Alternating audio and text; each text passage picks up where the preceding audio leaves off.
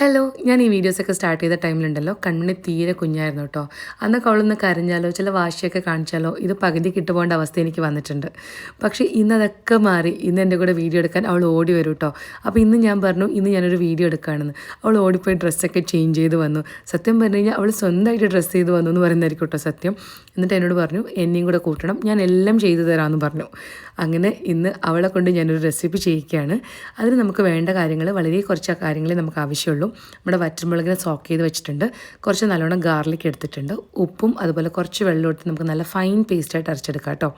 ഇനി നമ്മുടെ വലിയ വഴുതനങ്ങ ഉണ്ടല്ലോ, അതിന് ഇതുപോലെ നമുക്ക് കീറിയെടുത്തിട്ട് നടുക്ക് ഒരു വരച്ച് കൊടുക്കാം കേട്ടോ. അപ്പോൾ അതിൻ്റെ അകത്തേക്കൊക്കെ മസാലയൊക്കെ പോവും. എന്നിട്ട് നമുക്ക് രണ്ട് സൈഡും നന്നായിട്ട് ഫ്രൈ ചെയ്തെടുക്കാം. ഇതിൻ്റെ മുകളിലൂടെ കുറച്ച് മല്ലിയിലിട്ട് കൊടുക്കണം. പിന്നെ അടച്ച് വെക്കാൻ മറക്കരുത് കേട്ടോ, കുറച്ച് വേവാൻ സമയം എടുക്കുമല്ലോ. അതിനുശേഷം ഇതാ രണ്ട് സൈഡും നല്ല ഫ്രൈ ആയിട്ട് വരുമ്പോൾ നമുക്ക് ചോറും പരിപ്പ് കറിൻ്റെ കൂടെ കഴിക്കാം കേട്ടോ. നല്ല ടേസ്റ്റാണ്. അപ്പോൾ ഓക്കെ, ബൈ ബൈ.